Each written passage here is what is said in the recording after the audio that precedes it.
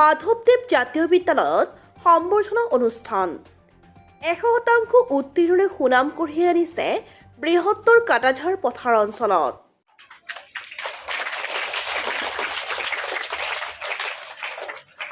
মাধৱদেৱ জাতীয় বিদ্যালয়ৰ পৰা প্ৰথম বেচৰ ছাত্ৰ-ছাত্ৰীসকলৰ ভাল ফলাফলে শিক্ষাগুৰুসকলৰ বাবে কঢ়িয়াই আনিছে আনন্দৰ বতৰা। এইবাৰৰ উত্তীৰ্ণ ছাত্ৰ-ছাত্ৰীসকলক শুভেচ্ছামূলক সম্বৰ্ধনা দিয়াৰ উদ্দেশ্যে আজি বিদ্যালয়ৰ শিক্ষাগুৰুসকলৰ উদ্যোগত জাকজমকতাৰে এক সম্বৰ্ধনা অনুষ্ঠান আয়োজন কৰা হয়। এই সম্বৰ্ধনা অনুষ্ঠানত আমন্ত্ৰিত অতিথি হিচাপে উপস্থিত থাকে বৰপেটা ৰোড দ্ৰোণাচাৰ্য একাডেমীৰ অধ্যক্ষ প্ৰদীপ দেৱনাথ। দেৱনাথে বিদ্যালয়খনত উপস্থিত হৈ পৰিৱেশ প্ৰত্যক্ষ কৰি অনাগত দিনত বিদ্যালয়খনৰ উজ্জ্বল ভৱিষ্যত আছে বুলি মন্তব্য কৰে।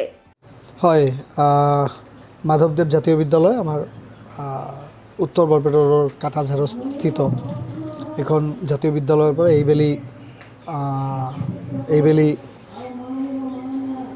হাইস্কুল চূড়ান্ত পৰীক্ষাৰ প্ৰথম বৰ্ষৰ এইটো তেওঁলোকৰ প্ৰথম বেচ আছিলে আৰু এইখন প্ৰথম বেচৰ ফলাফল ইতিমধ্যে ঘোষণা হোৱাৰ পিছত এখন বিদ্যালয়ৰ পৰা কম সংখ্যক ছাত্ৰ-ছাত্ৰী আছিলে, 7জন ছাত্ৰ-ছাত্ৰী আছিলে আৰু গোটেই 7জন ছাত্ৰ-ছাত্ৰীয়ে সুখ্যাতিৰে উত্তীৰ্ণ হৈছে বা প্ৰত্যেকজনে দ্বিতীয় বিভাগত উত্তীৰ্ণ হৈছে, তৃতীয় বিভাগত কোনো উত্তীৰ্ণ হোৱা নাই। আৰু এনেকুৱা এটা ভিতৰৰ অঞ্চলত মাধৱদেৱ জাতীয় বিদ্যালয়ৰ দৰে জাতীয় বিদ্যালয় এখনে যি প্ৰয়াস তেওঁলোকে আজিৰ পৰা 10 বছৰ আগত হাতত লৈছিলে, আমি শলাগ ল'ব লাগিব যে নিশ্চয়কৈ তেওঁলোকৰ এই প্ৰথম যি প্ৰয়াস সেই প্ৰয়াসত তেওঁলোকে কৃতকাৰ্য হৈছে। কাৰণ 100% ফলাফল আৰু 100% ছেকেণ্ড ডিভিজন। বিদ্যালয়ৰ সামগ্ৰিক যি পৰিৱেশ দেখা পালোঁ তাতে মই যথেষ্ট আপ্লুত হৈছোঁ। তেওঁলোকে খুব ধুনীয়াকৈ মানে কম তেওঁলোকৰ আয় মই বুজিব পাৰিছোঁ আৰু যিহেতুকে ভিতৰৰ অঞ্চল আৰু দুখীয়া ঘৰৰ ল'ৰা ছোৱালী ইয়াতে পঢ়ে, তাৰ মাজতো তেওঁলোকে অনুষ্ঠানটোক অন্তৰেৰে গঢ়ি তুলিছে আৰু সেই প্ৰয়াস তেওঁলোকে যে কৰিছে আন্তৰিকতাৰে তাৰ প্ৰতিফলন এইবাৰৰ যি ফলাফল ঘোষণা হ'ল তাতে আমি দেখিবলৈ পাইছোঁ। আৰু যিখিনি আমি শিক্ষক শিক্ষয়িত্ৰী দেখা পালোঁ প্ৰয়োজনতকৈ মানে বেছিয়ে থকা যেন মোৰ অনুভৱ হৈছে। কাৰণ বহুতো জাতীয় বিদ্যালয়ত মই গৈছোঁ, দেখা পাইছোঁ যে শিক্ষক শিক্ষয়িত্ৰী বৰ বেছি এটা নাই, কিন্তু ইয়াতে আহি পেলাই মই যে দেখিলোঁ যে যথেষ্ট সংখ্যক শিক্ষক শিক্ষয়িত্ৰী আছে। গতিকে এইখন বিদ্যালয়ৰ মই উত্তৰোত্তৰ মংগল কামনা কৰিছোঁ। নিশ্চয়কৈ এইখন বিদ্যালয়ৰ ভৱিষ্যত আছে আৰু এই ফলাফলে নিশ্চয়কৈ এই অঞ্চলক যথেষ্ট প্ৰভাৱিত কৰিব। অনাগত দিনত তেওঁলোকে আৰু উন্নততৰ ফলাফল দেখুৱাবলৈ সক্ষম হ'ব। আনফালে বিদ্যালয়খনত দীৰ্ঘদিনৰে পৰা কঠোৰ পৰিশ্ৰমেৰে প্ৰতিষ্ঠিত কৰা প্ৰধান শিক্ষক সুকান্ত ৰঞ্জন দাসে আজি আনন্দিত হয় আৰু তেওঁলোকৰ পৰিশ্ৰমৰ ফল পাইছে বুলি মন্তব্য কৰে।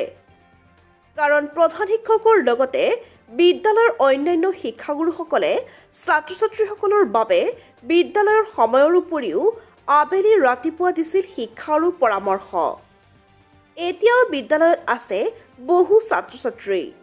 এক সুন্দৰ পৰিৱেশৰ মাজত চলে পাঠদান। এইবাৰৰ নামভৰ্তি প্ৰক্ৰিয়া চলি আছে। ইচ্ছুক অভিভাৱকসকলে যোগাযোগ কৰিব পাৰে। যোগাযোগৰ নম্বৰ 6024555518। মেট্ৰিকৰ চূড়ান্ত বৰ্ষৰ যিটো ফলাফল ঘোষণা কৰা হ'ল ইতিমধ্যে,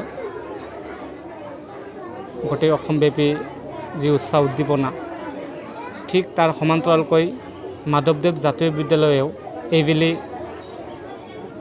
আটাইতকৈ আনন্দৰ খবৰটো হৈছে এনেকুৱা যে 100% উত্তীৰ্ণ হ'বলৈ সক্ষম হৈছে। অতি আনন্দৰ বিষয়। অতিকৈ পিছপৰা অঞ্চলৰ পৰা মাধৱদেৱ জাতীয় বিদ্যালয়ে এইবাৰ চূড়ান্ত বৰ্ষৰ মেট্ৰিক পৰীক্ষাত অৱতীৰ্ণ হৈছিলে, তাৰে ভিতৰত 100% উত্তীৰ্ণ হ'ল। সেয়া আছিল আমাৰ এই অঞ্চলৰ কাৰণে অতি আনন্দৰ বিষয়। আমি আগন্তুক দিনত আমি আশা ৰাখিছোঁ যাতে ইয়াতকৈ ভাল ফল আমি প্ৰদৰ্শন কৰিব পাৰোঁ, ৰাইজক আমি উপহাৰ হিচাপে দিব পাৰোঁ। ৰাইজে আমাক যথেষ্ট সঁহাৰি জনাইছে, ৰাইজৰ বিদ্যালয়, ৰাইজে আমাক যথেষ্ট দিছে। কিন্তু অতিকৈ এটা কথা ক'ব লাগিব যে আমাৰ এই অঞ্চলটোৰ পিছপৰা আৰু আৰ্থিক পিনে পিছপৰাৰ ফলত যিটো আমাৰ চহৰ অঞ্চলৰ ল'ৰা ছোৱালীয়ে যিখিনি সা সুবিধা পায়, আমাৰ এই অঞ্চলৰ ল'ৰা ছোৱালীবোৰ সেই সা সুবিধাৰ পৰা অলপ বঞ্চিত। আমি আশা ৰাখিছোঁ এই ল'ৰা ছোৱালীবোৰ ভাল ফল প্ৰদৰ্শন কৰিব, দিনাখন আৰ্থিক পিনে আমাৰ স্বাৱলম্বী হ'ব। আৰু অতিকৈ আমি অইন এটা আমি আশা ৰাখিছোঁ অনাগত দিনত যাতে আমি মেট্ৰিকত যিটো আমাৰ 10টা স্থান থাকে অসমৰ ভিতৰত, এই স্থান যাতে আমি আনিব পাৰোঁ, তাৰ কাৰণে আমি যথোপযুক্ত চেষ্টা কৰি আছোঁ।